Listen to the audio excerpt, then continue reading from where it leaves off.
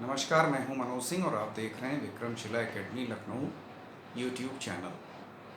QS world universities ranking 2026 जारी हो गई है और उसमें दुनिया में छात्रों के लिए सबसे अच्छे शहर शिक्षा की दृष्टि से कौन हैं, उसकी लिस्ट जारी हुई है। और भारत के लिए एक खुशखबरी है कि भारत की राजधानी दिल्ली दुनिया में छात्रों के लिए सबसे किफ़ायती शहर के रूप में इसने स्थान हासिल किया है।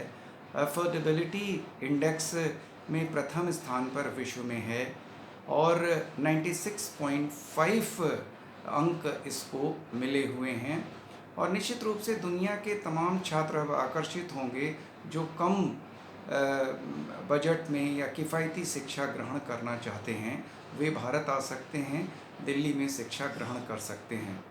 सिर्फ दिल्ली ही नहीं, टॉप 15 जो किफ़ायती शहर विश्व के हैं उनमें मुंबई, बेंगलोर भी शामिल हैं।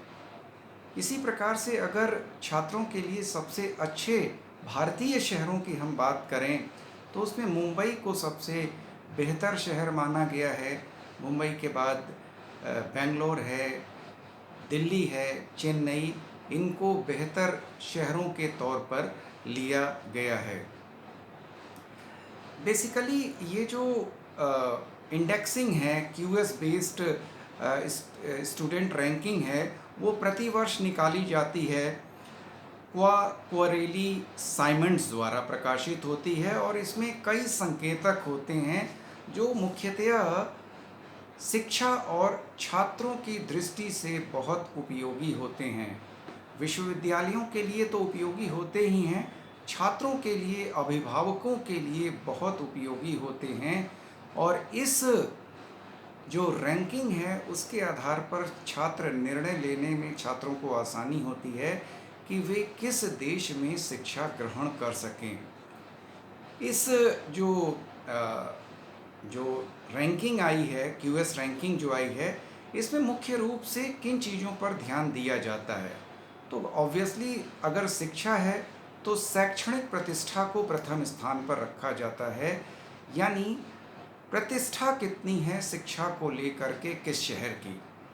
दूसरे नंबर पर है छात्र विविधता, यानी स्टूडेंट वर्सेटैलिटी कितनी है उस शहर की या उस देश की। अलग अलग पृष्ठभूमि के, अलग अलग देशों के कितने छात्र वहाँ पर विविध रूप से शिक्षा ग्रहण कर रहे हैं। और तीसरा और सबसे महत्वपूर्ण चीज़ है किफ़ायती जीवन, क्योंकि विश्व के तमाम विकासशील देश, पिछड़े देश जो बेहतर शिक्षा जिनके छात्र ग्रहण करना चाहते हैं, लेकिन कहीं न कहीं विकसित देशों की महंगी शिक्षा को लेकर के वो वहाँ पर बंधन महसूस करते हैं और उनके लिए ये रैंकिंग काफ़ी सहायक सिद्ध होगी। चौथी चीज़ है नियोक्ताओं की सक्रियता, यानी शिक्षा के बाद छात्रों को रोजगार के क्या अवसर मिलेंगे या किन शहरों में नियोक्ता उपयोगी कर्मचारियों या छात्रों की खोज ज़्यादा करती है। ऑब्वियसली जहाँ पर योग्य छात्र होंगे, योग्य संस्थान होंगे, वहाँ पर नियोक्ता ज़्यादा, एचआर के लोग, ह्यूमन रिसोर्स के लोग ज़्यादा सक्रिय होंगे अपनी कंपनीज़ में योग्य कर्मचारियों को लेने के लिए। तो ये भी इस रैंकिंग का एक महत्वपूर्ण संकेतक है। इसके अलावा शहर की आकर्षकता क्या है? कई बार क्या होता है कि छात्रों का एक ऑब्वियसली यंग होते हैं, तो शहर छात्रों के लिए कितना आकर्षक है, इसे भी दृष्टिगत रखा गया है इस रैंकिंग में। तो महत्वपूर्ण है छात्रों के लिए, अभिभावकों के लिए और विश्वविद्यालयों के लिए। स्पेशली भारत जैसे देश इन रैंकिंग्स में जैसे जैसे आगे बढ़ रहे हैं या जैसे जैसे उनमें सुधार हो रहा है, उसमें मुख्य भूमिका जो राष्ट्रीय शिक्षा नीति एनईपी 2020 आई है, उसके बाद से शिक्षा के क्षेत्र में भारत में काफ़ी सुधार हो रहा है। विश्वविद्यालयों और कॉलेजों में काफ़ी बेहतर प्रदर्शन अब हो रहे हैं और इस रैंकिंग का फ़ायदा भारतीय विश्वविद्यालय या भारत उठा सकता है। अभी तक हम